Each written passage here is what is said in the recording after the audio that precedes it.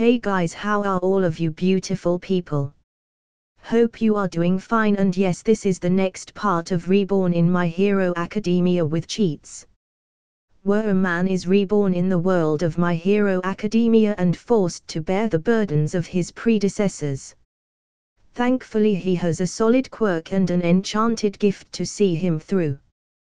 Watch as he nukes the world timeline down the shitter and dominates his Hero Academia. Hope you like the video. Let's start.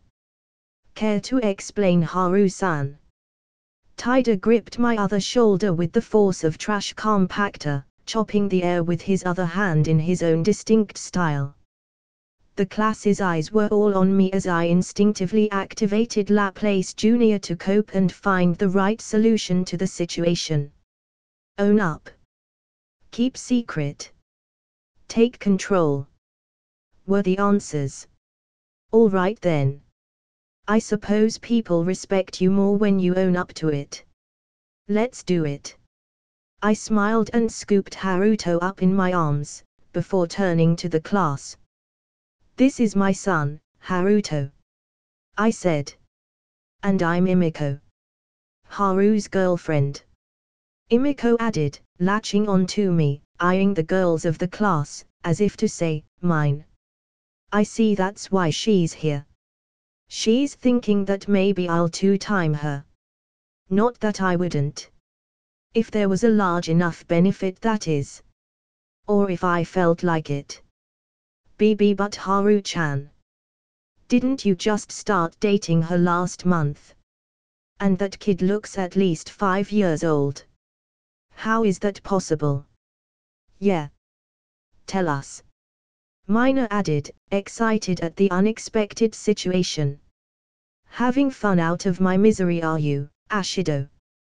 We'll see about you later. Yurika was shooting glances at Deku with a tomato red blush, as Zero and Minta glared hatefully at me. Lucky bastard. They muttered loud enough for everyone to hear. We made him in a secret lab hidden deep underground. The thing about the kid is, he has a weird mutant hybrid quirk. He grew this much in like a week. It was insane. You should have seen it. Like 1 minute he's all blood and goo, and next he's pulling himself together like an alien or something. And then he just grew like nothing I've ever seen before. I said jokingly. The easiest way to make people believe a lie is to show them the phenomenally weirder truth first. Like a CIA agent telling someone they work for the CIA, the person not believing them and then lying and saying they actually work as a clerk in the DMV, only to be believed. Stop joking. Just tell us the truth. Mina insisted. I looked at Mina with a mischievous grin. As I said, he's our son. I said with mock sincerity. But pregnancies take 9 months. Momo asked, unconvinced. I gave Imiko a look to stay quiet and agree with me. Next, I muddled Haruto's consciousness with trance to make him forget the next few minutes of conversation, before answering. I made a serious face, changing the attitude completely. Yeah. Fine. I was joking. He's not biologically ours. Let's just say, he didn't have the best parents. I said, lifting his shirt, showing the scars on his back from the reprogramming plug-in, playing them up as bruises from abusive parents. So we're taking care of him for a while. Just until Imiko is 16 and can adopt him properly. I added. Why not report them to the police? Taida asked. Because the police can't, won't do anything. The system doesn't care what happens to the poor and downtrodden people. I said.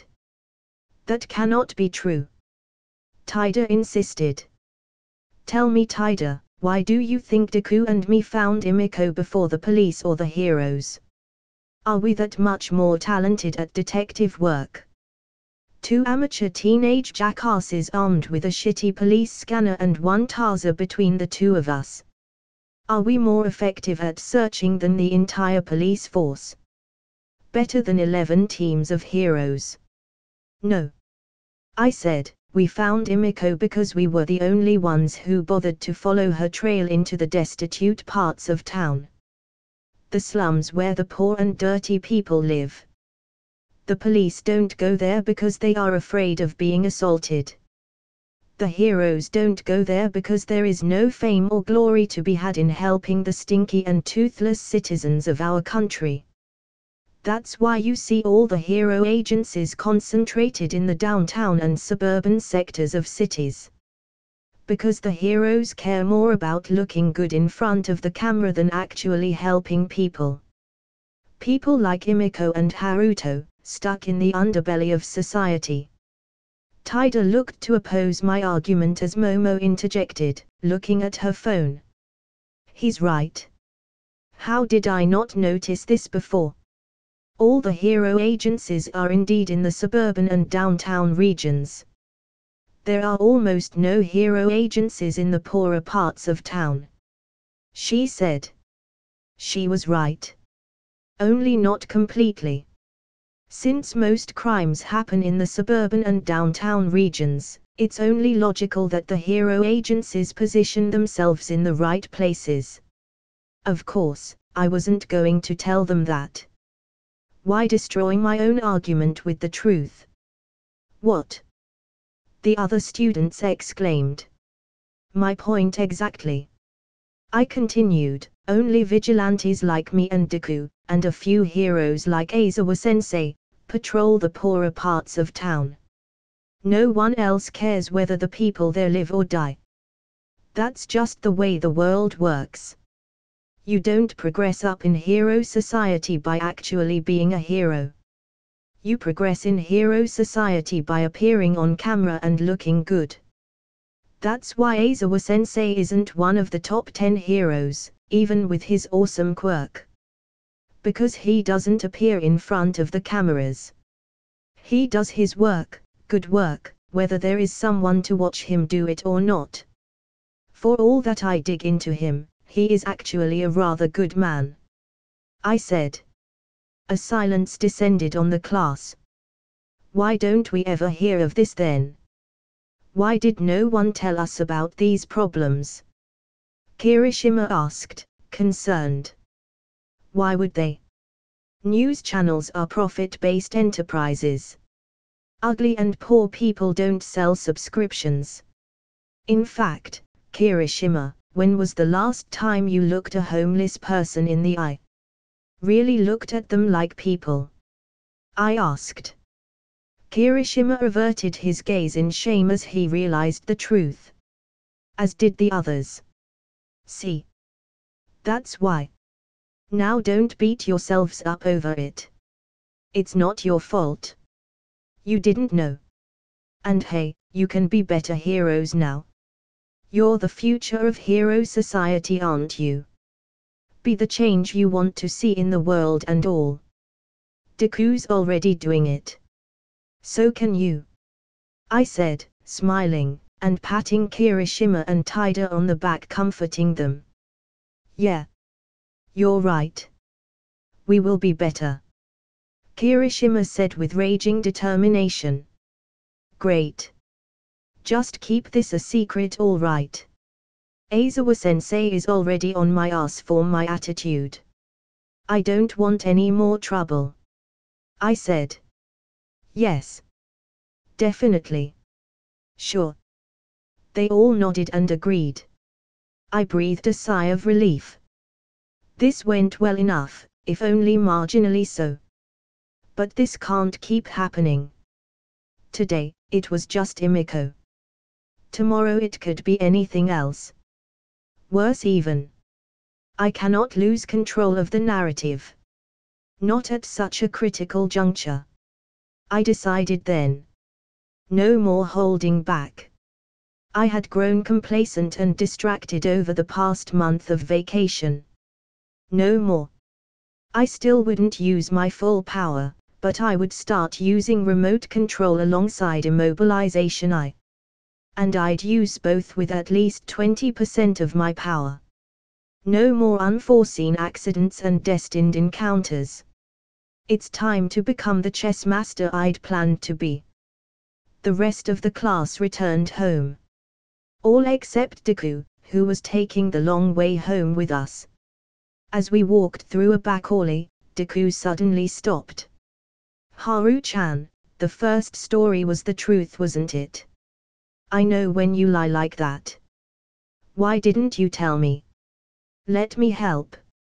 He said. You know, Deku, sometimes you're too smart for your own good. I sighed, activating my trance wire jacks, pondering whether I'd be able to wipe his memory before the 7 others in his head tackled me out. Guess we'll find out, huh? I considered for a moment as Deku stared at me, looking like a hurt puppy, that I hadn't clued him into the rescue of Haruto. There was no rescue, of course. But Deku sure seemed to think I rescued him from a villain's lab. How do I know? I can read his surface thoughts, or the close approximation of them at least, off of his emotions. One of the benefits of 150% mastery of trance. I dared not dwell deep in his mind for fear of the 7 squatters that call his head home. If they can repel AFO and he was 100+ years old, what chance did I stand against them? Stupid question.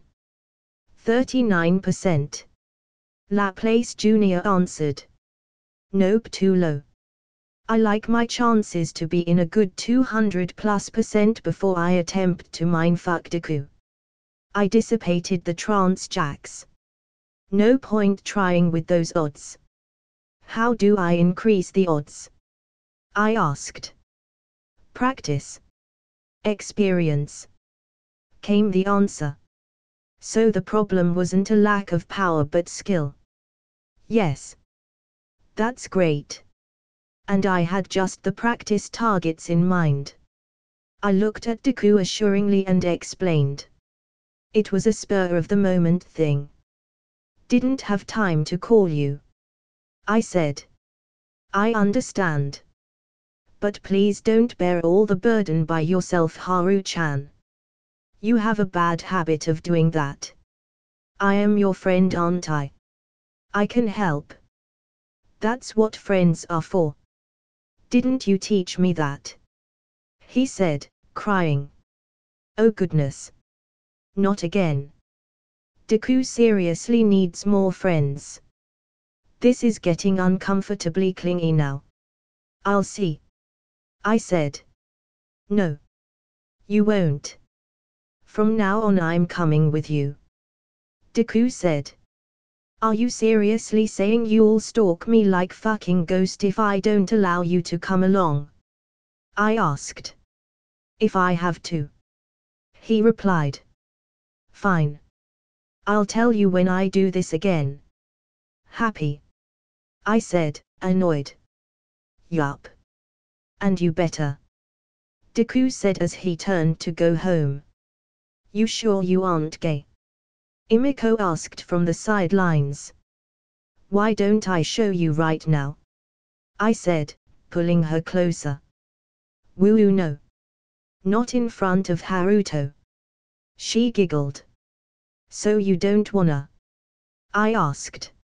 I didn't say that. She said, blushing. Let's go to my house. We'll put Haruto to sleep and then. She added. No. I have school tomorrow and my parents are probably worrying as to where I am. Maybe this Sunday. Guhan. She leaned close and gave me a kiss, before whispering, I can't wait. I want to make one of our own little Harutos. This early in the relationship? I asked. Why not? She said, are you planning on leaving me? Not particularly. I said. She slapped me playfully on the shoulder. Never a straight answer from you, huh? He. Now where's the fun in that? Papa. Can we get ice cream? Haruto interrupted. We have ice cream at home. Now you, I said, handing him over to Emiko, go with Mama, okay? Papa will come and see you on Sunday. I kissed him on the forehead. Okay. He said, a bit sadly. Good boy. I said and waved goodbye to Emiko and Haruto and returned home. The next day, as we settled into the class, Aizawa-sensei entered the room in his usual sleeping bag, and slumped up against the desk. I watched yesterday's exercise. Good work everyone. He said, his gaze lingering on me a moment longer. Now getting back to homeroom business. I'm sorry for the late notice but today I'll have you. He said, getting comfortable in his bag, as a nervous atmosphere descended upon the class, decide on a class representative. Finally a normal school activity. Everyone cheered and raised their hands for candidacy. I want to be the class rep. Pick me. Kirishima shouted, first and foremost. Me too. Kaminari said. I want to do it too. Gyro said. It's a job made for MOI. Aoyama said, only to be interrupted by Mina. Me. I'll be the leader. Pick me. My manifesto is for all girls' skirts to be 30 cms above the knees. Minta screamed. Let me do it. Me. Bakugo shouted. As the class turned into a fish market, one stalwart voice rose above all others. Silence please. Taida said, attracting everyone's attention. It is a serious job with the responsibility of leading others. It is not just a job for anyone that wants it. It is a calling that requires the trust of those around you. If we want to use democracy to decide on a true leader, then we should hold an election to choose one. Your hand is raised the highest. Zuyu pointed out. Why did you suggest that? Kaminari asked. We haven't known each other for that long, so how can we have trust or anything? Zuyu asked. If that's the case and everyone votes for themselves. Kirishima suggested. Don't you think that is precisely why whoever receives multiple votes here can be truly considered the most suitable person? Taida explained. What do you think, Aizawa-sensei? Taida asked. I don't care as long as you decide by the time homeroom is over. Aizawa-sensei replied. Thank you very much. He said, as we began to cast votes. The votes tallied to about what I expected. Shikimori Haru, 8 votes. Midoriya Izuku, 3 votes. Momo Yaoyorozu, 2 votes. Mina Ashido, 1 vote. Minta Minoru, 1 vote. Katsuki Bakugo, 1 vote. Aoyama Yuga, 1 vote. Hanta Zero, 1 vote. Taida Tenya, 1 vote. Zuyu Ajue, 1 vote. He. 8 votes. Who the fuck voted for me? Haven't I killed the mood for 2 days straight now? For what? This. Who in their right mind would ever vote for me? Waidaku. Who voted for him? Bakugo shouted. Well, it's better than voting for you. Zero said. 1 vote. Someone voted for me. Taida muttered with joy. You voted for someone else, huh? Momo said. But you wanted to do it too. Rakido wondered. What are you trying to do, Taida? He asked. Are you done then? Let's get this over with. Aizawa-sensei said. I stood up and walked to the podium with Deku and leaned against the desk. Thanks for voting for me. Now for my first act as president, I appoint Momo as vice president and Taida as president. I said nonchalantly and walked off the podium. What? Taida and the class cried in shock. Now that you mention it, you didn't raise your hand when asked for candidacy, did you? Kaminari said. Yeah, I noticed that too. Zuyu said, don't you want to be the class representative? You mean doing a useless job in a useless position, carrying a useless workload burden for absolutely no benefit? No thanks. I said. It's not a useless position. It is a prestigious role reserved for the most worthy of each batch. Taida said, provoked to anger. Then aren't you the most worthy? Taida, you voted for me, didn't you? Guess what? I voted for you. You are the one most worthy of doing this job. So stop bitching and climb that podium already. I said. Why? He asked, looking at me with doubtful eyes. Why I picked you? Simple. 'Cause you wanted it and seemed like the exact sort of guy that likes to waste their time in pointless roles for some vague worth or value. Even Momo was chosen as a foil for when you inevitably mess up. Don't worry yourself over it unnecessarily though. I'm sure you'll do fine enough. Not like there's anything actually important to do with this crap. I said. You disrespect this position. Why? Taida asked, fuming. Why what? Why do you think it is useless? Taida asked. It's useless because it is useless. There's nothing more to it. It goes as all committee jobs do. A phenomenal waste of everyone's time and money. I said. I don't believe that. It is meant to instill leadership qualities in students. It is a noble effort. What exactly are you going to lead in there? Scissors and staplers. The most you'll do is lead us to and from classes and trips. That's the job of a security guard, not a leader. Even sheepdogs can do it. I said. Even the small acts of guidance build a base for leadership in the future. And they do make important decisions that affect the lives of students and the school for the better. Taida insisted. I looked at him as if he were an idiot. Really? Why do you want to start an argument you know you'll lose, Taida? I sighed. Because I'll get to learn something new. He said, smiling. Damn. Holy fuck. I mean holy fuck. Since when has Taida been that mature about things? This is not canon Taida. Something has changed about him. I wonder what caused such a change.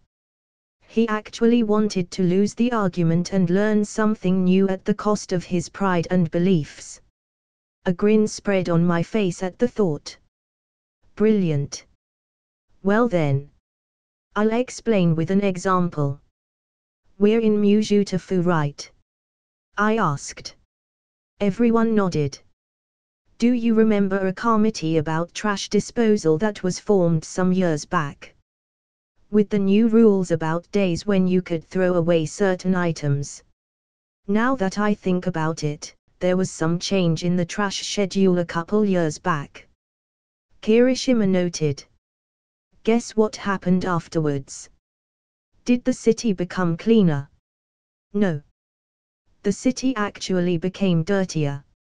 Nowadays, there's even more trash in the alleys, left for days until someone spots it and calls the garbage truck to pick it up. Really stinks up the whole neighborhood. Mina answered. That's because the committee decided that they knew better than everyone else how and when people should throw away their trash. And they didn't care if some people had certain jobs or habits. They saw a problem and, like the hammers they were, nailed it down. What happened then was that everyone started dumping their trash illegally at Dagobah Beach. So much so that it became known as the Dagobah dump. Until Deku cleaned it up, of course. Now it's back to being clean and pristine. That's what committees do. They think they know better than everyone else and they mess up everyone's lives with their arrogance. I said. But that's just one case. I'm sure that's not always true. Tyder goaded me on with a smile. If you want another example, just say so, Tyder. Don't play mind games. I'm not dumb. I said. Sure. I want more proof. He said. Well. I thought for a moment, trying to remember another example. Aha. Right. The abandoned lots by Camino Ward. In a property bubble a couple years back, the city council haphazardly leased out the land to anyone that could develop it. Half the buildings were never finished and the ones that were never sold or settled into. Now it's a hive of illegal renters and squatters and at least 3 drug operations. The drug-related crimes in Camino have since increased by over 45%. Deku nodded in realization. As I said, committees are useless. No sane person would want to be on one of these. I finished. Well, I'm still going to do it. And I'll show you that committees are awesome. I'll change your mind. Just you wait. Tyder said enthusiastically.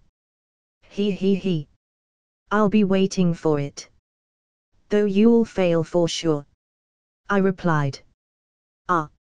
Youth tilde midnight said from the door. Is the class already over? Aizawa-sensei asked. Yeah. It's time for modern hero art history. She said. That's that then. Submit the names by day's end. Aizawa-sensei said, leaving the room as the next class began. At lunch, as I slurped down tonkotsu ramen, Deku tried dragging me into his stupid small talk. I wonder why there are so many students here. He asked. That's because all the courses have the same lunch time and everyone eats here. The food is delicious, nutritious and affordable. It is merely the obvious choice. Tyder said. Yurika looked at Tyder curiously and muttered, merely. Deku noticed it too. I have been wondering for some time now, but are you a rich kid, Tyder? She asked with shining eyes. Like actual shining eyes. Again, what? No, how the fuck? No. Tyder said, as Deku joined in staring at him intensely. I guess it's not a secret anymore. Not that it ever was. Do you know the pro-hero Ingenium? He asked. The pro-hero with 65 sidekicks at his Tokyo office. Deku said excitedly. Yes. He's my brother. My family has a history of producing pro-heroes. I'm just the next obvious choice. He said. That must be so cool, to have an older brother to look up to, like. Yurika said, when suddenly an alarm started blaring. What is that? Tyder asked. It's the level 3 warning alarm. Someone has broken into UA. A nearby student cried, panicking. I wasn't focusing on it though, as my trance jack slithered across the hallways and offices of the administrative building, looking for Shigaraki. Within moments I found him skulking about by the academics section. Just as he reached for the schedule for tomorrow, my trance jacks reached him. I planted within him one single message. Leave the portals open till Imiko makes it back to the bar. I lined it into the section that dealt with life or death situations, turning it into an instinct more than a suggestion. Can't be losing Imiko this early in the game now, can I? Not before the Hero Public Safety Commission goes down. That done, I refocused into the cafeteria.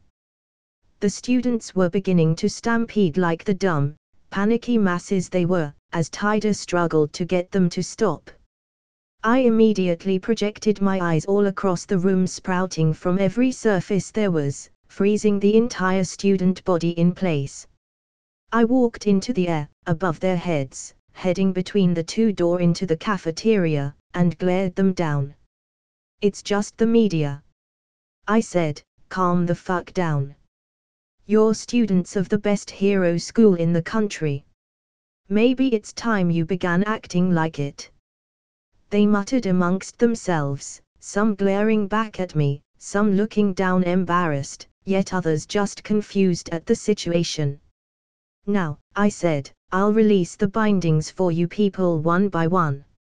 And all I ask is that you behave in a civil manner and evacuate calmly in 2 lines.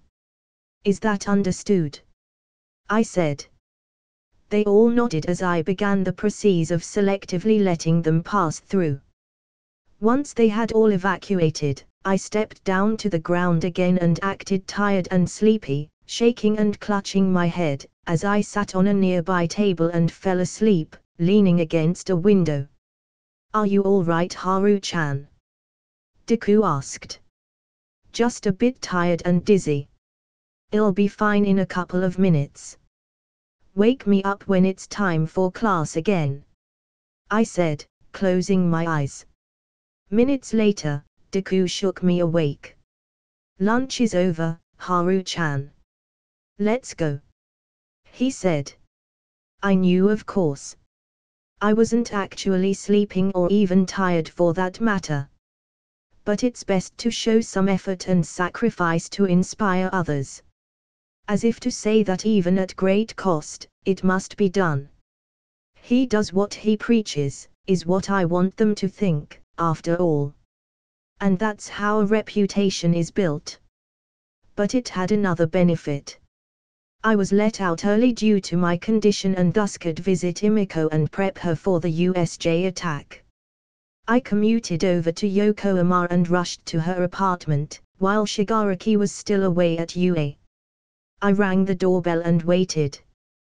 1 minute.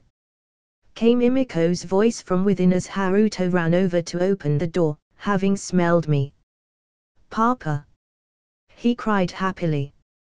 "Haruto!" I reciprocated, scooping him up in my arms. "What's with the sudden visit?" "Not that I'm not happy about it," Imiko asked, exiting the kitchen in an apron. Man, she looked so cute in that oversized apron. I leaned over and deep kissed her. "Who or what brought that on?" she asked. "You just look so cute in that apron, I couldn't resist," I said. He. She giggled coyly. "Well, lunch is almost ready. You want to some?" she asked. "No. I already ate. But that's not why I came here. Kurogiri's job, it's tomorrow, isn't it?" "Yeah." "How did you know?" she asked. "It doesn't matter. Just remember, wear a full face mask, no scratch that, make it a helmet. Bring a sword. And don't say anything.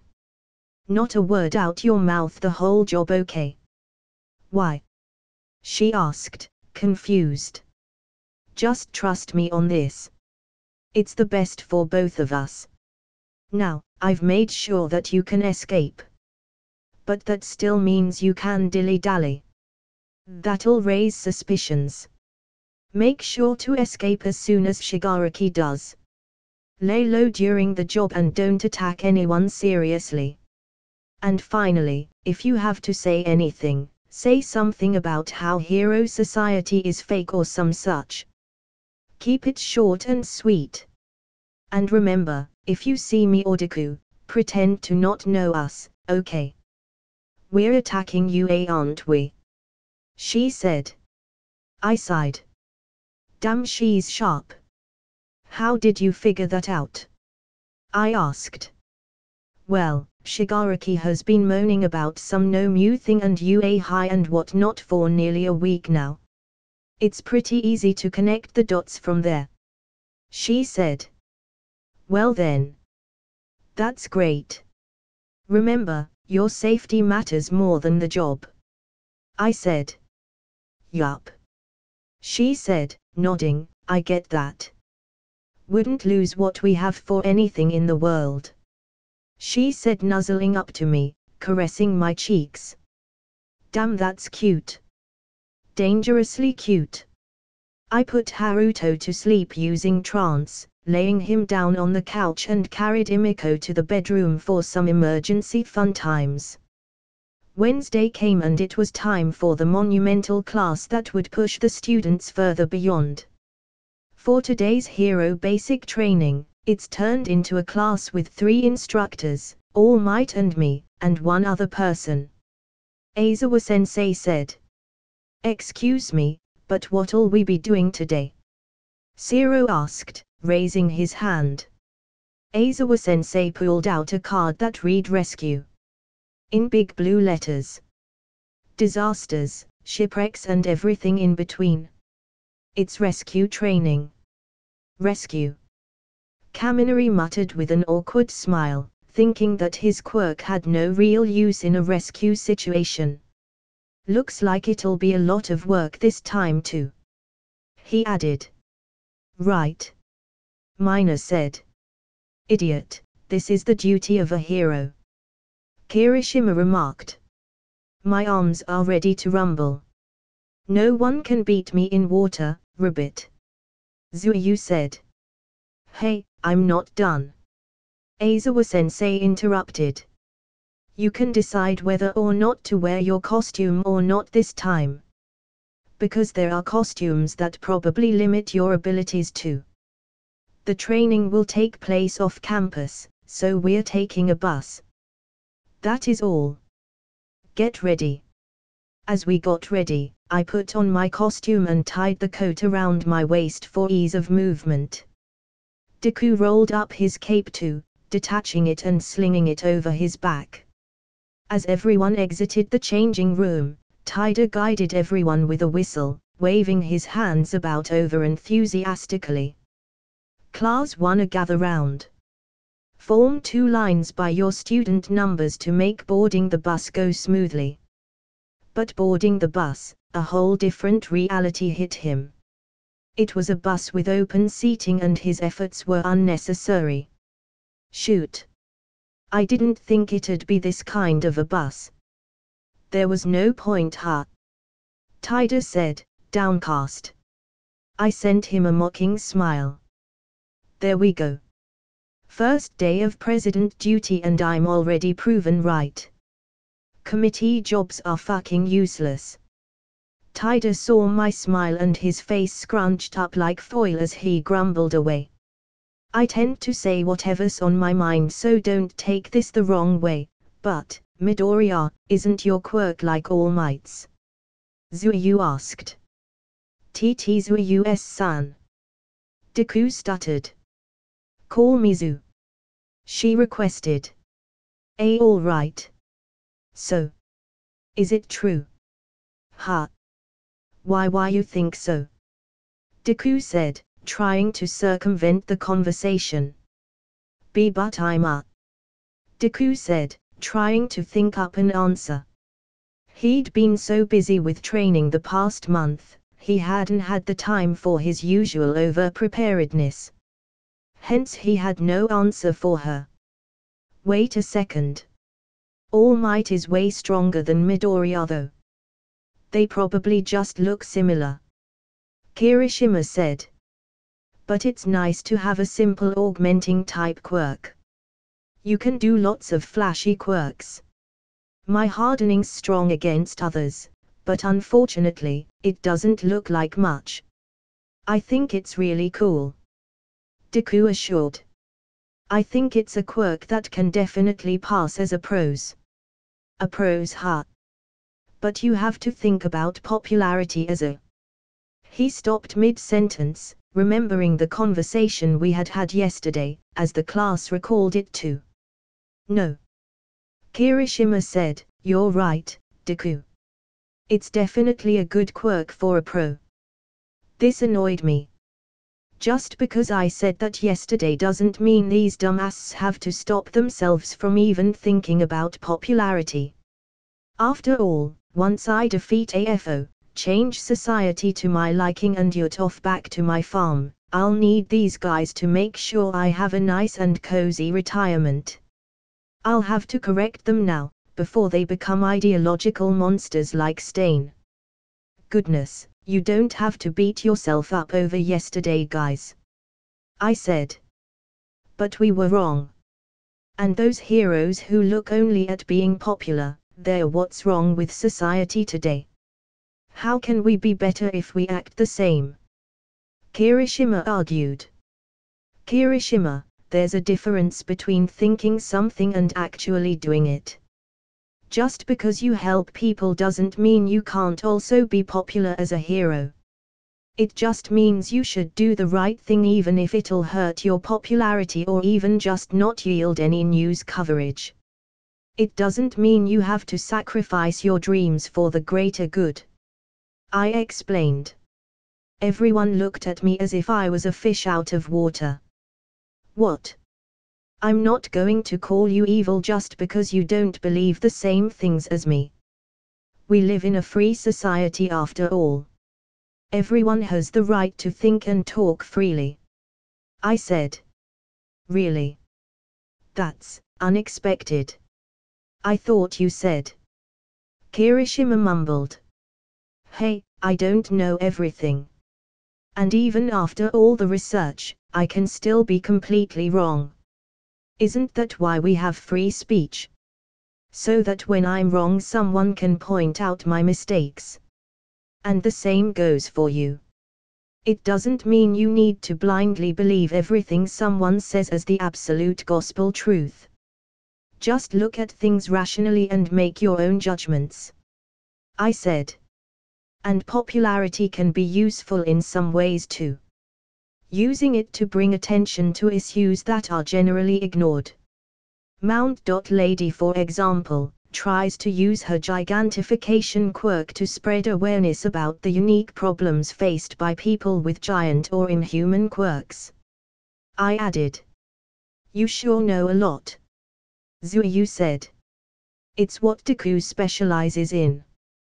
I just learned by reading his notes. He has complete psychological profiles for all pro heroes. It's a miracle he's not a villain, 'cause then we'd be screwed, I said. Deku punched me in the shoulder in anger. I would never be a villain, he said. Really? If I wasn't here? If Bakugo continued to bully you and if All Might told you that you could never be a hero without a quirk, that wouldn't push you over the edge? I asked. Deku fell silent. Look, maybe, but I overcame it once and I think I would have overcome it either way, he said.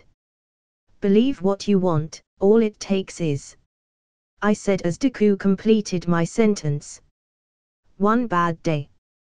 Yes. I have read all your Batman novels, Haru-chan. I know that by heart. And maybe you're right. No. You're probably right. As always. But what matters is that I'm not a villain now, he said, gripping his fist in front of his chest. Wait. You wrote the Batman novels? Minter asked. Yeah. Why? I said. I am a big fan. Minter said, I even have autographed copies. Really?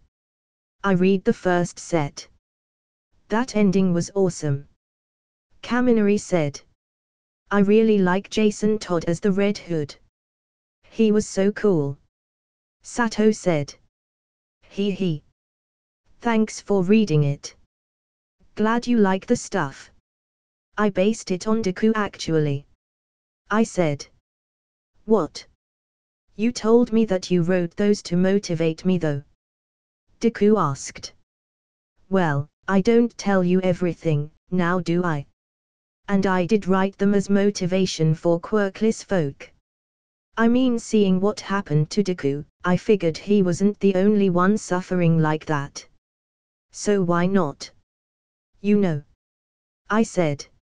All right. That's enough. We're here, Aizawa-sensei said. Everyone, I have been waiting for you. 13 said, as we walked to the USJ arena. It's the space hero, 13. Deku said excitedly, the gentlemanly hero who has rescued tons of people from disasters. I love 13. Eureka said. Thanks. Let's go inside immediately. I look forward to working with you. He said. As we entered the dome, I was once again reminded why UA is the best hero school in the country. This huge fucking dome, complete with all sorts of rescue scenarios. Just how much moolah do these bastards make to be able to afford this shit?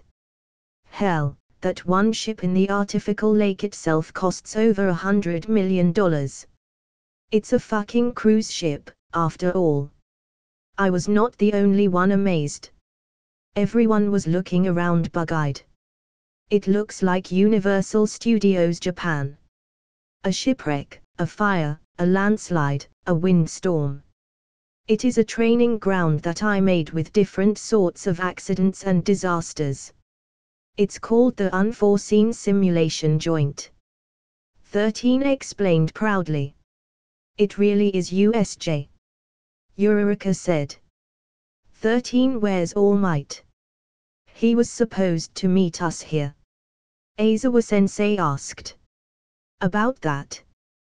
13 walked closer and whispered something to Aizawa-sensei holding up 3 fingers. Fine. Shall we begin? Aizawa-sensei said. Let's see. Before we begin, let me say one thing, or two, or three or four.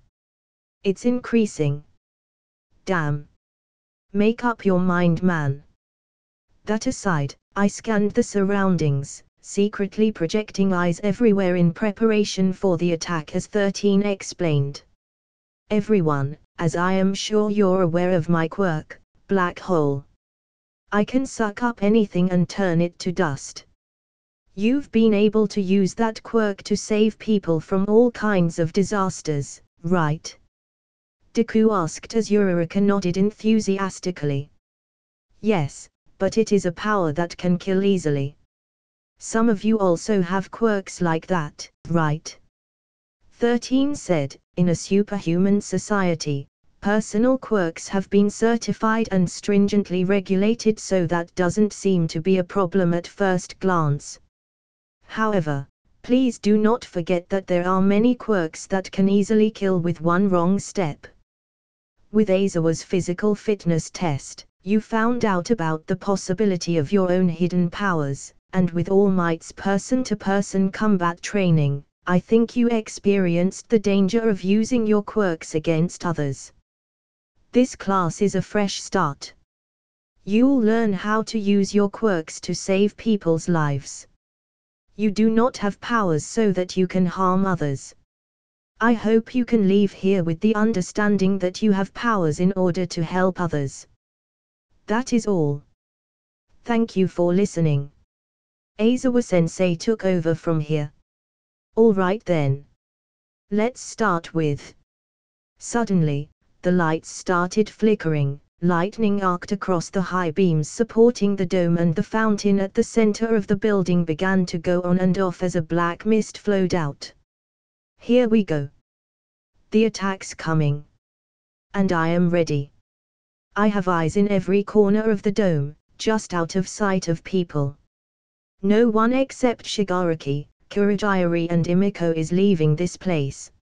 As soon as Aizawa-sensei noticed it, he ordered. Everyone, gather together. 13, guard the students. He turned around to face the fountain and the villains coming from it. What's that? Kirishima asked, concerned. Is this like the entrance exam where the lessons already started? Deku moved forward to get a better look, only to be chastised. Don't move. Aizawa-sensei said, those are villains. The trespassing the other day was the work of these scumbags after all. What? Villains? There's no way villains could get into a hero school. Kirishima said, shaking. Teacher, what about the trespasser sensors? Momo asked. We have them but they clearly didn't work. 13 said. The question is whether they only appeared here or everywhere in the school. Shoto asked. Only here. I said, I already checked. Hold on just a minute. I'll get the villains in bindings. Once all the villains were out of the portals, I immediately opened all the projected eyes and froze them in place. Aizawa-sensei, disable the emitter quirks please. My bindings can't erase quirks. Momo, can you make knockout gas? I said. Why yes. I'm on it. Momo replied, opening her reference book and began producing canisters, one after the other. Good. Gyro, how far can your ear jacks extend? I asked. 6 feet at most. She answered. That's fine.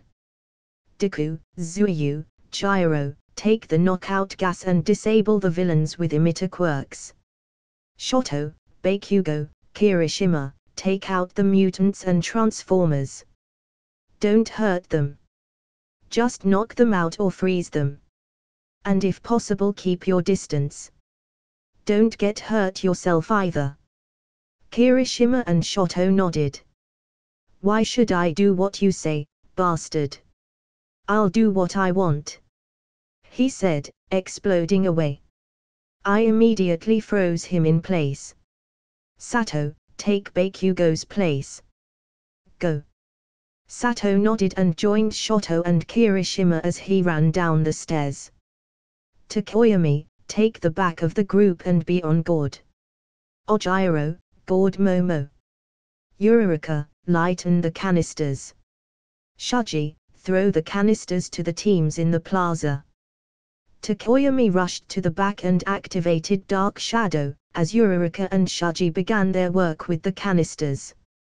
Taida, Kaminari, they've probably jammed the comms. Get out of the building and try to contact the main campus. Get help. Call the police too. Everyone else huddle close. We'll be done with it soon. I finished. Taida and Kaminari nodded and made a mad dash for the door. That was when Kurogiri appeared behind them, trying to grab them, only to have his hand bound immediately, now that it wasn't shrouded completely in mist. Well, Kurogiri. What's a lone shark like you doing with the villains? I said. What can I say, I'm a man of many talents. But do I know you? He asked, not recognizing me behind my mask and altered voice. Maybe you do. Maybe you don't. But I certainly know all about you. Oh. You're Haru, aren't you? He interjected. Wait, what? How? I asked. There's literally no one else I know that talks like you.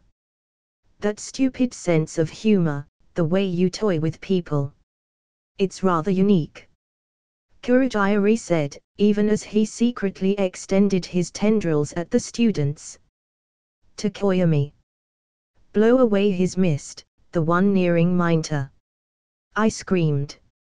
13 acted faster, sucking up the mist, nearly completely. Now with full view of him, I bound Kurogiri completely. There we go. Momo. Knockout gas please. I requested, extending a hand. Sorry.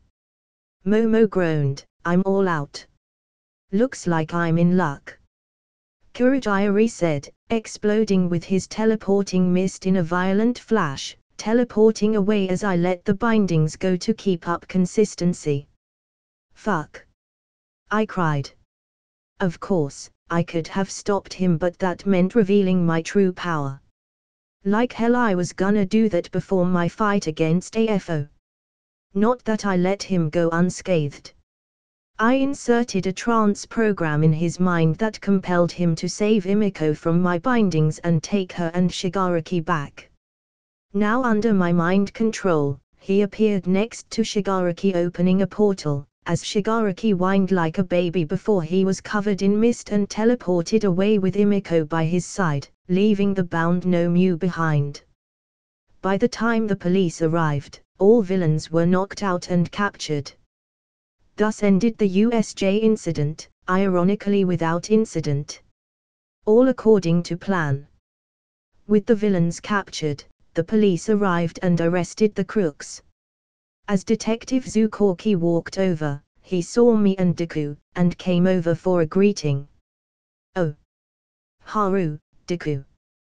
How are my favorite vigilantes doing today?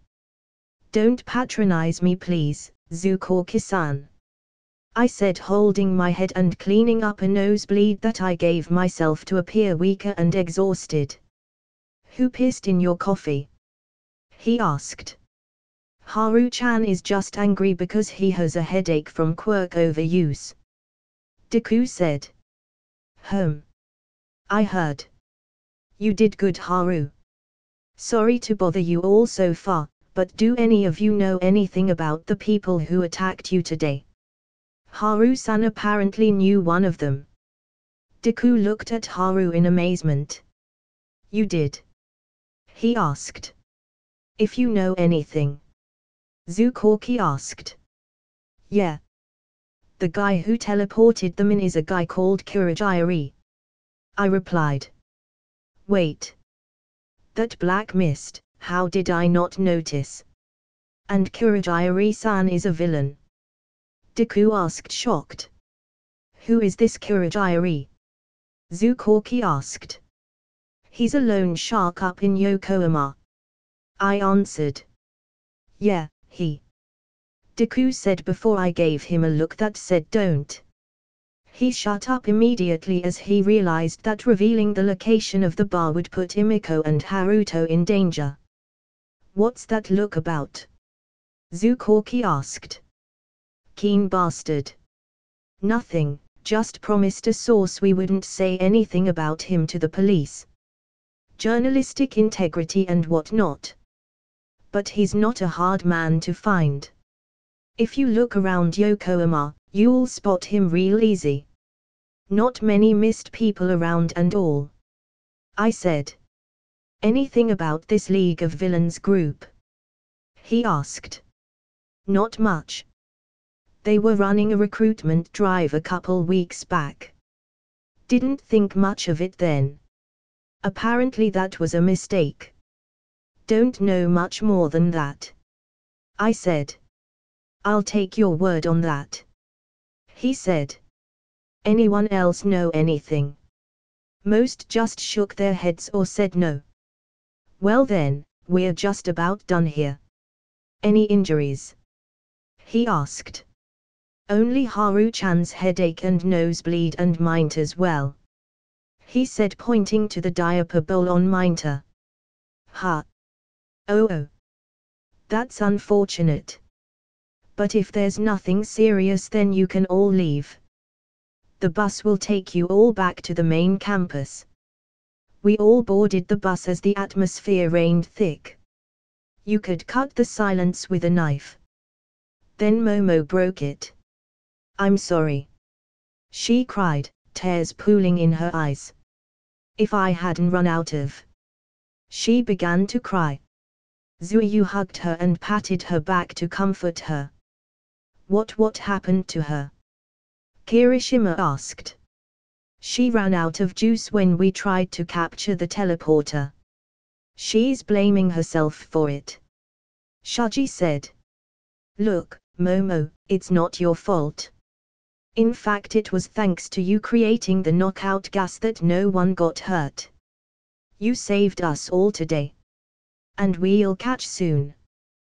The police is on it. You don't need worry. You did the best you could in a bad situation." I comforted Momo. But, she muttered.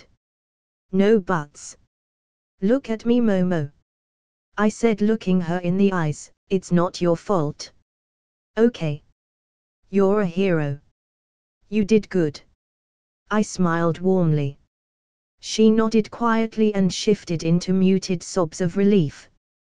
The atmosphere had lightened quite a bit by now, opening me to questions they had no doubt suppressed.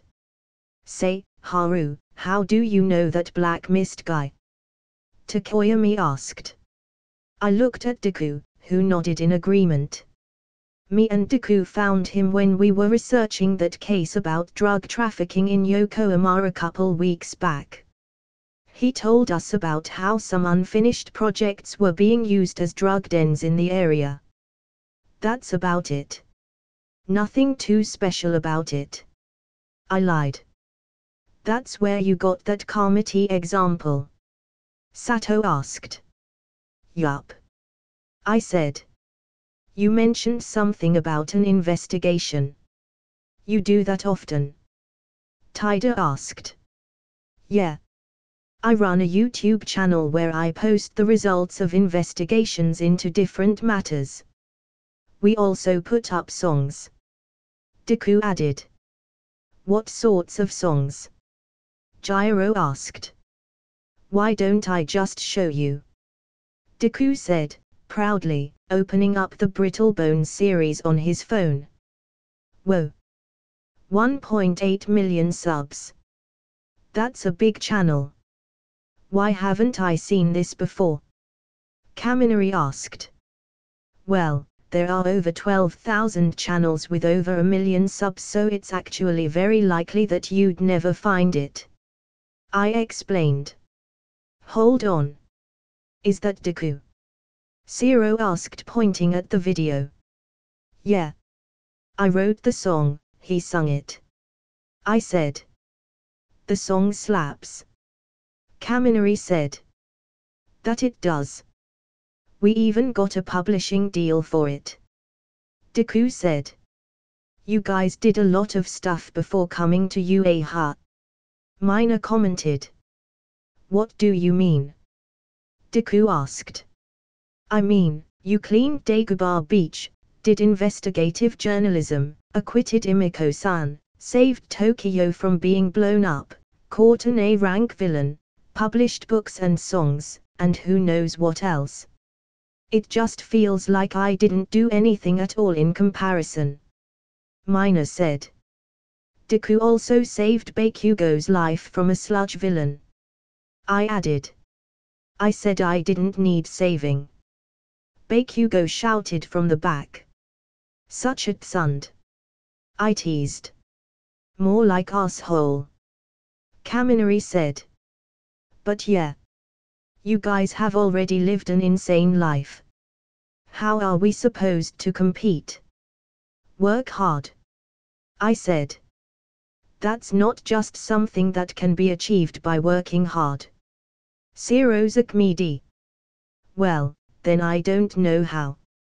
I said. Taida meanwhile was steeped in deep contemplation. Are you sure I should be the class representative, Haru-san? He asked out of nowhere. Momo had stopped crying by now and looked up at Taida curiously. Why do you say that, Taida-kun? She asked. Taida didn't look at her though. He stared into the far distance as if recalling something. Today, when leadership was needed, I got stuck in fear. I couldn't lead. I failed everyone when I was needed most. But you, Haru-san, you took up the slack. You led us right into it and made sure we wouldn't panic. I think you should be the class representative. He said. I sighed. Taida, who do you think needs water more? Someone who is thirsty or someone who just chugged down a whole bottle? I asked. What even is that question? Of course the thirsty man needs the water more. How does this even relate to my point? He asked. Taida, who needs a leadership position more? Someone who can already lead, or someone who needs to learn to lead? I asked. Of course oh, is that why you? He asked. Yep. I said, taking on a sagely demeanor. Nah. He's just lazy. He doesn't want to do boring desk work, so he's shoving it onto you. Deku said, instantly shattering any impression I'd made on them. I mean, yeah, but you don't need to tell them that. I protested. He. But where's the fun in that? He said. You're taking off after the worst of my habits, aren't you? I said, kneading donuts onto Deku's head, as the class chuckled in amusement. That night, I administered Haruto with the blood, before returning home. As we sat in class waiting for homeroom to begin, a discussion fizzled about in the room. Did you guys see the news yesterday? Zero asked. Yeah, all the channels made a big deal out of it. Kaminari said. I was surprised. Kirishima said. Can you blame them? The hero course that keeps pumping out pro heroes was attacked. Gyro said. Who knows what would have happened if Haru wasn't there? Zero wondered. You would have been fine. Deku would have broken a couple of bones, Kaminari would have some injuries, and All Might would have saved the lot of you in time. I said. Why do you always downplay your efforts? Mina asked. I don't. I said. Yes. You do. That time you saved my friends. You said don't mention it. When you talked about Haruto you joked around. Are you allergic to praise or something? Mina said. He's just shy. He doesn't show it, but he gets embarrassed real easy. Deku said. You really like washing my dirty laundry in public, don't you? I said, glaring at him. They're friends, aren't they? Shouldn't they get to know you better? Deku said. I've known them for all of 3 days. I said. Yeah. And so? The first time you met me, you were all chummy with me, calling me Deku and talking about making the impossible possible. Deku teased. Don't remind me. That was so embarrassing. I said, hiding my face in my palms. Oh. That's interesting. Tell me more, Mina asked Deku. Don't. I warned him with a murderous glare. He flinched like a cat that was pet on its back by surprise. Okay. Haru-chan. I'm not going to tell them. Stop glaring already. It's scary. Deku acquiesced. Good. Or else I'll tell them of that time we went diving and you. Yeah. I won't. I get it already. He pleaded. I checked the time. Shouldn't homeroom be starting about now? I asked, as if I didn't already know what was happening. Where's Aizawa-sensei anyway? Kaminari asked. There's a staff meeting this morning. So he's probably there. Momo answered. Everyone. Morning homeroom is about to start. Stop talking and take your seats. Taida ran in and shouted from the podium. We're already in our seats. You're the only one not in his seat. Kaminari said. Shoot. Taida said, running back to his seat. Heh. I snorted, holding back a chuckle as Taida's venomous glare dug into my back. The door slid open and Aizawa-sensei walked in. Morning. You all did good yesterday. Haru, good job leading the class. But next time just run. You're not pro heroes. Students shouldn't have to fight villains in their first years. And you need to deal with that hero complex. You got another headache from quirk overuse yesterday, didn't you? He chastised. Yup. But all's well that ends well, right? I said, smiling. That'd be true if the fight was over. He said ominously. But the fight is over, isn't it? Minter asked, shaking in fear. The UA Sports Festival is drawing near. He said, breaking the suspense. That's a super normal school event. Kirishima cheered. Wait a minute. Is it really okay to have the sports festival so soon after the villains snuck in? Kaminari asked. Yeah. What if they attack again? Ojiro added. Apparently they think of it as UA showing that our crisis management system is solid as rock by holding the event. Aizawa-sensei answered, security will also be strengthened to 5 times that of previous years. Above all, our sports festival is a huge chance. It's not an event to be cancelled because of a few villains. He added. Shouldn't it be? It's just a sports festival. Minter screamed. Deku turned to Minter and asked, Minter, haven't you seen the UA Sports Festival? Of course, I have. That's not what I meant. Minter said. Our sports festival is one of Japan's biggest events. In the past, the Olympics were called a festival of sports, and the whole country was crazy about them. But as you know, with reductions in scale and population, they are now a shell of their former glory. And for Japan, what's taken their place is the UA Sports Festival. Aizawa-sensei explained. Of course, all the pro heroes around the country will be watching. For scouting purposes. Momo said. I know that. Minter said. After we graduate, it's typical to join a pro hero agency as sidekicks. Kaminari said. A lot of people miss their chance to become independent after that and become eternal sidekicks, though. Gyro said in response, looking at Kaminari. Kaminari, I feel like you'd be one of them. Because you're dumb. Of course, joining a famous agency will get you more experience and popularity. Time is limited. If you expect to go pro, then the path to your future will open up at this event. 1 chance a year, a total of 3 chances. No aspiring heroes can afford to miss this event. If you understand that, then don't slack off in your preparations. Aizawa-sensei added. Yes, sir. We all answered. Homeroom dismissed. Aizawa-sensei said, leaving the room. Even though all that stuff happened, I'm really excited.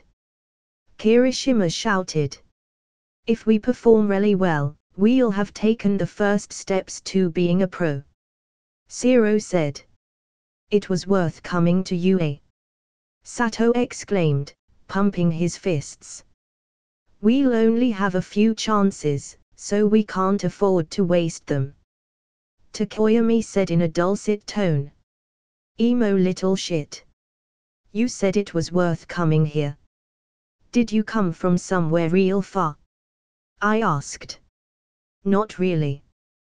But my mom was insistent that I choose a school closer to home. Sato explained. In a corner of the room, Aoyama was twirling about. Oh dear. What'll I do? I stand out just by standing still, so the scouts won't be able to stop looking at me, right? He asked, getting into Koda's face as the shy mute became flustered. Right. Aoyama pressed. Don't bother Koda, Yuga. I said. Don't you think I'll stand out? He asked me. If you do something flashy. Sure. I replied. In the back, Eureka sat twiddling her thumbs. That argument about money-grubbing heroes had thrown her into a dilemma. Was she wrong to want the best for her family? Was it really bad for a hero to work only for money? She decided she would ask me in private. I sighed, perusing her thoughts. Now, I'll have to make time for her too. Well, might as well nip the problem in the bud. I got up and walked out to go to the cafeteria, moving past Eureka in a purposeful gesture. She noticed and, as planned, followed me out. As soon as we were out of earshot, she called out to me. "Haru-kun," she said, "can we talk?" "Ah, Eureka-san." "Sure, what's eating at you?" I acted. "Do you think it's bad if someone wants to be a hero just for money?" she asked. "Why?" I asked, teasing the already flustered girl. Nothing. Never mind," she said, turning around and getting to leave. I caught her by the wrist, pulling her back. "It's clearly not nothing. So hear me out before you go running back," I said. "You are yes." She nodded. "It's not wrong for someone to want to be hero just for money.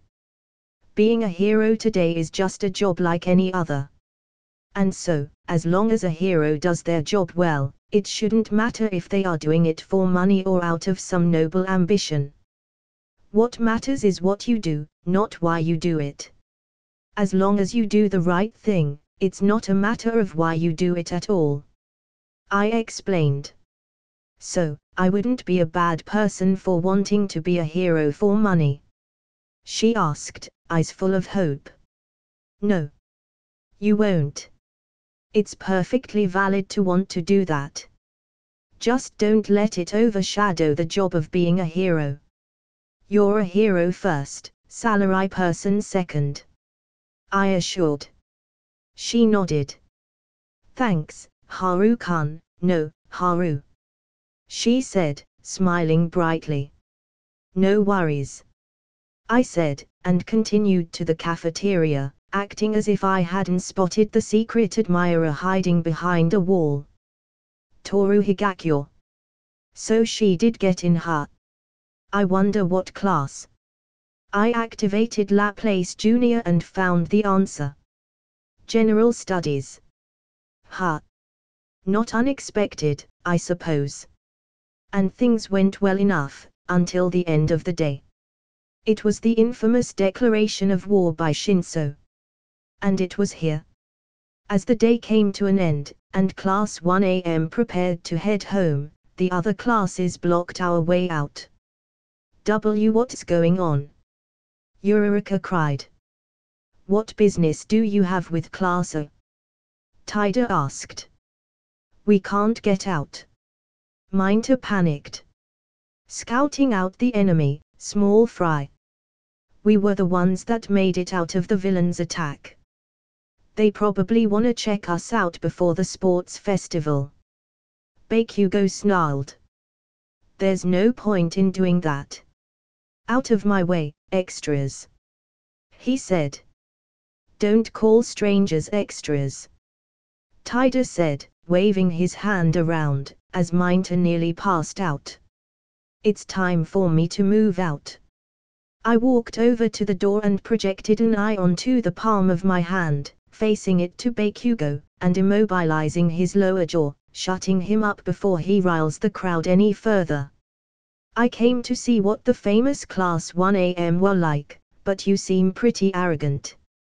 A voice came from within the crowd, as Hitoshi Shinso made his way over to us.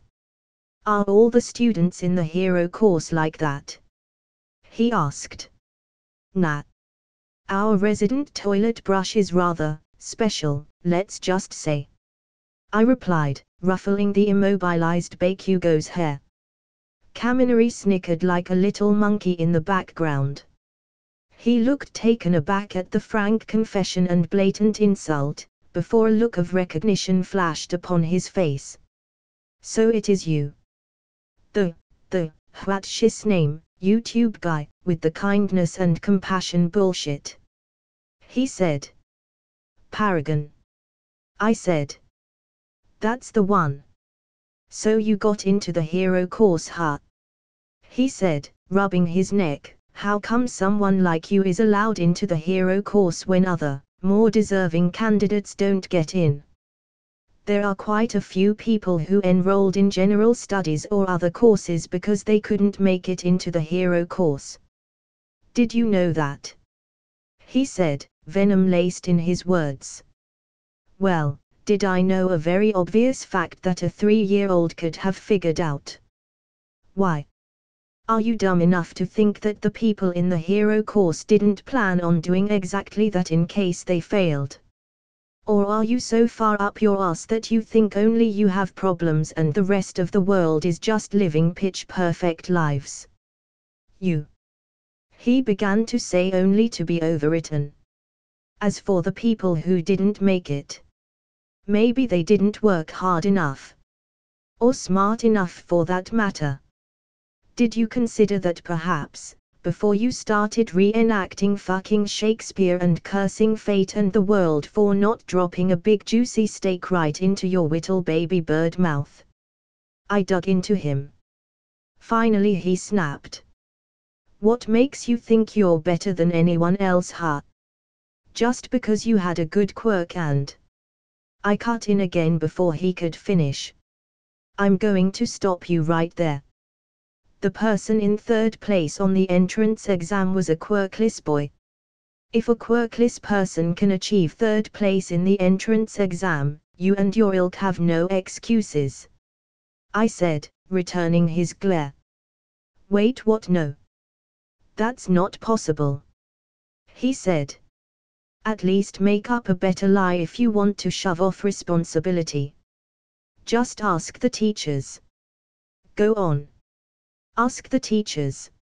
Ask them if what I'm saying is true or not. Then we can continue this conversation. Now if you'd please make way. Unlike you, some of us have actual worthwhile things to do. I said, pointing to the teacher's office. He looked annoyed at my snook as he continued. Seeing something like this makes me disillusioned. But it doesn't matter. The school has left us a chance. Depending on the results in the sports festival, they'll transfer some of us into the hero course. And they'll even transfer some of you out. Scouting out the enemy. I, at least, came to say that even if you're in the hero course, if you get too carried away, I'll sweep your feet out from under you. He said, eyeing the whole class. I came with a declaration of war. Ha! I sighed loud enough for everyone to hear. You really are as dumb as I thought. What's your name again, Candy Boy? I asked. Hitoshi Shinso. He seethed. Well, Shinso-chan, I said with the most annoying voice I could muster, if you wanted to actually have a war with us, why in the actual tit-fuck would you tell us up front and in person? Are you an idiot? Have you not read The Art of War? Never declare war on an enemy from a weaker standpoint. If you're weaker than the enemy, hide in the shadows and ambush them to death. Guerrilla tactics.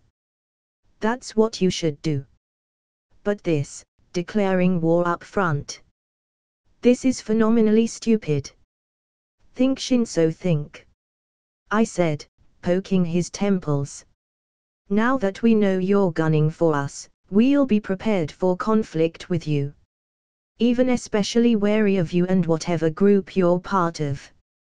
This stupid declaration of yours just reduced your chances of winning at all. For the rest of you who are thinking of making similar impassioned speeches, think again. Hide in the bushes, strike like a snake. Win against us, by hook or by crook. Climb your way to the top with your own blood, sweat and tears. Show the world that you can earn your place here, at any cost. In the end, results are all that matters. That's all. The worthy will rise to the top, the unworthy will sink to the bottom. I said, pumping my fist into my chest.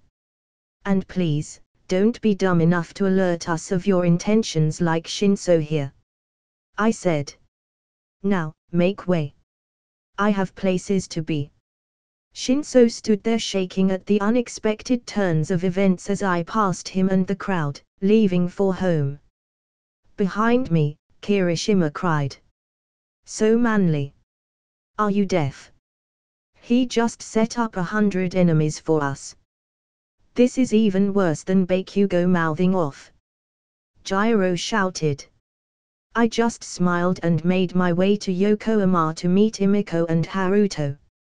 After the incident, the rest of the days passed in peace, with the other classes taking silent notes of our behaviors and actions, trying to find a chink in our armor. Of course, they didn't find anything substantial on me other than my reputation, which only grew once they confirmed Deku's story. My surprise for them, yet hidden from all, was going to hit them right out of left field. And I was going to enjoy every last second of it. Are you feeling fine? No stomach aches? Nosebleeds? My mother asked as we waited by the ticket booth. For the third time, Mama, yes, I'm fine. Don't worry. I said. Take an aspirin anyway. Just to be safe. She said. Ao-chan, that's enough. Let Haru take care of it himself. He'll tell us if he feels like it, right Haru? My father said. I nodded. See. Now go. They'll be roll calling you soon, won't they? We'll be in there, he said, recording everything in HD. So do your best. I will, Papa. Bye. I said, running to the waiting room. As I entered the waiting room, Todoroki stormed out. He stopped, turned to look at me, and declared. I'll defeat you too. What was that about? I asked. Something about being better than everyone else or something. He jadda spat with Deku over it. Kirishima said. Oh. Right. Right. There was that thing in the anime about All Might and Endeavor and the future top hero or something. Well, it wouldn't matter anyway. He was going to make it to first place in any event either way. Can't win if you can't move after all. An alert blared in the room, informing us that it was time to go out onto the field. Hey! Pay attention, audience. Swarm, mass media. Present Mick's voice echoed through the hallways. This year's rodeo of adolescence that you all love, the UA Sports Festival is about to begin. Everybody, are you ready? It's time for the students to enter the first year stage. Anyways, these are the guys, right? The miraculous new stars who overcame enemy attacks with their hearts of steel. Hero course, Class 1am, right? Marching music began to play, confetti popped into the air, as we walked out onto the field to mass cheering. Woohoo! This feels awesome. More so than I expected. In the distance, I could hear my mother cheer. Go! Haru! He. Yup. This feels great. There are so many people.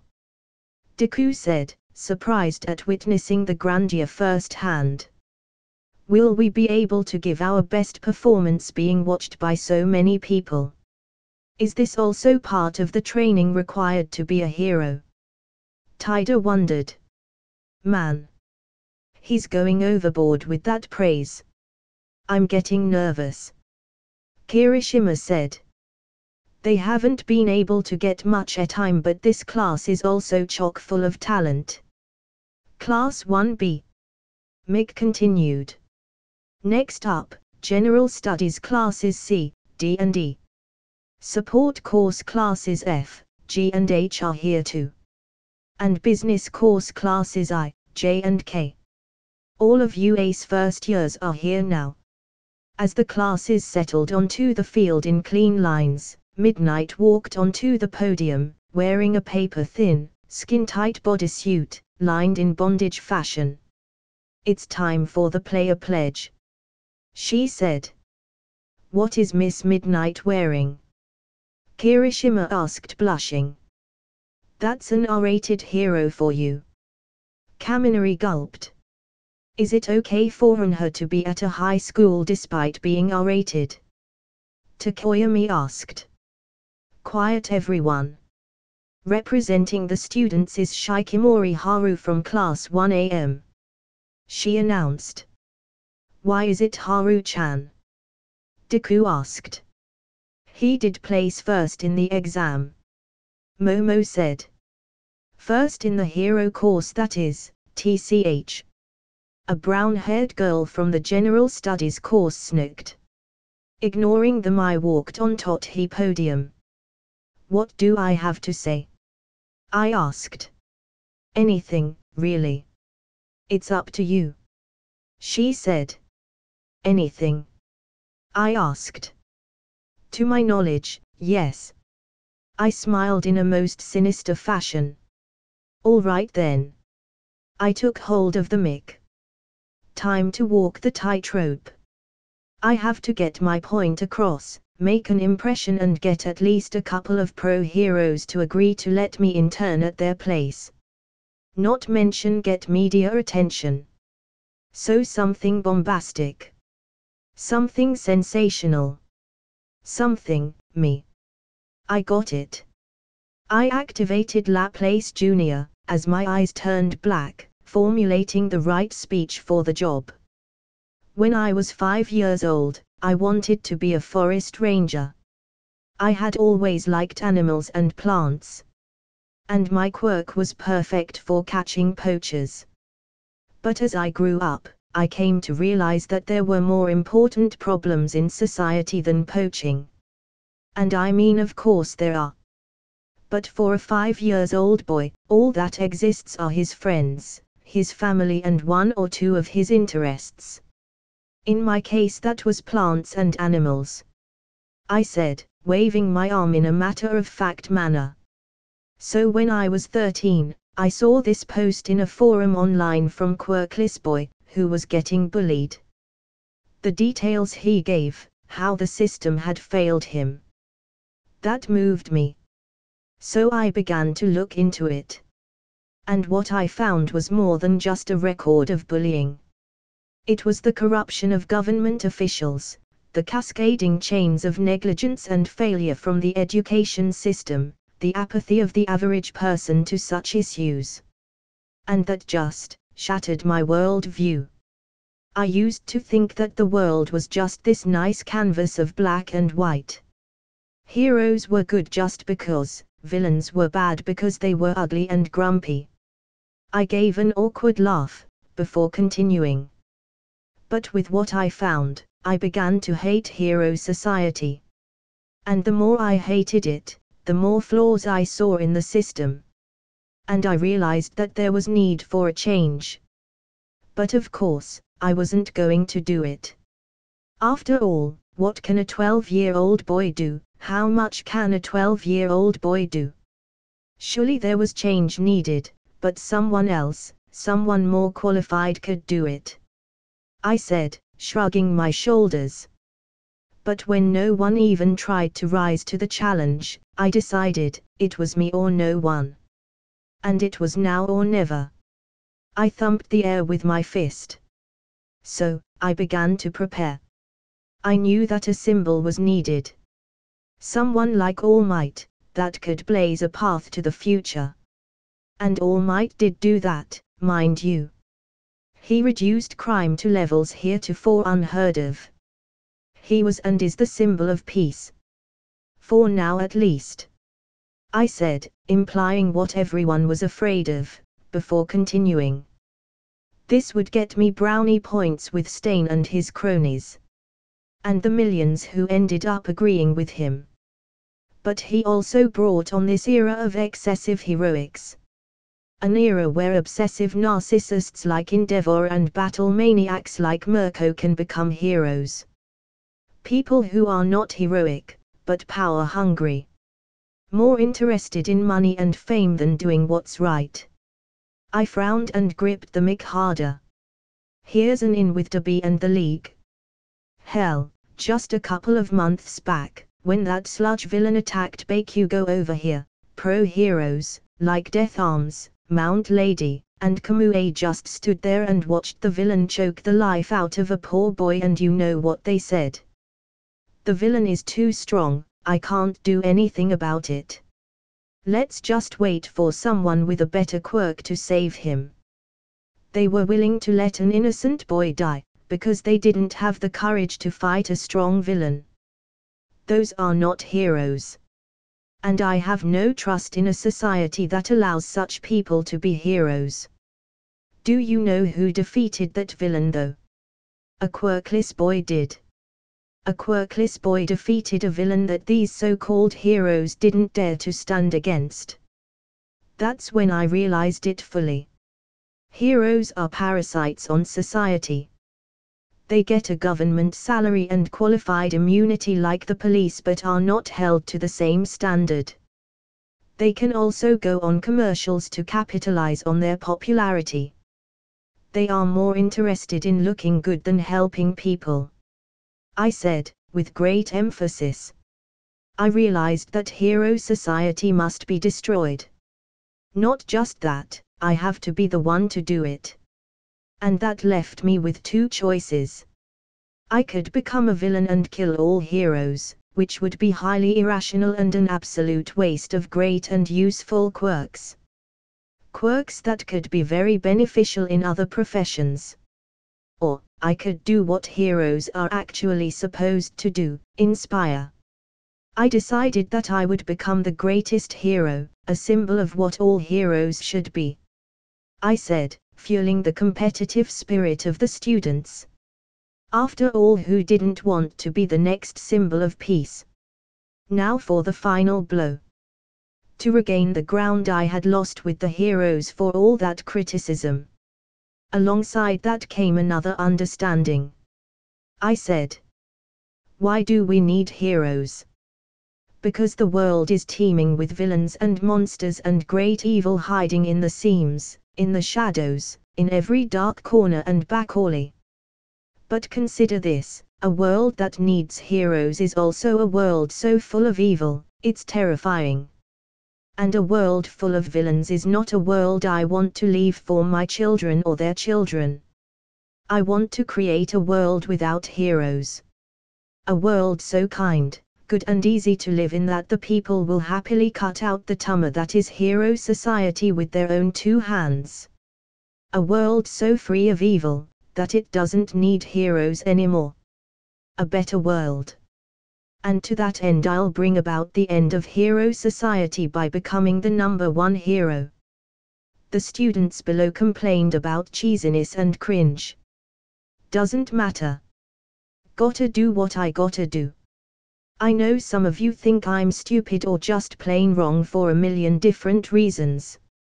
And that's perfectly valid. Confused whispers came out everywhere as I continued. You want to prove me wrong? Come at me with all your might. Fight me, defeat me. Show me what the last generation of heroes is made of. And most importantly, have fun doing it. After all, a world without fun has no future. And I pledge that I'll be #1. I said, flashing a bright smile, amid boos and jeers and few precious cheers. Bingo! Just the reaction I had hoped for. And that last line was certain to get me Nighty's invitation. That's a sponsor for the work study secured. That's it, guys. Hope you like the video. Like, share and subscribe the channel if you like it. And tell me in the comment section down below if you have any recommendation.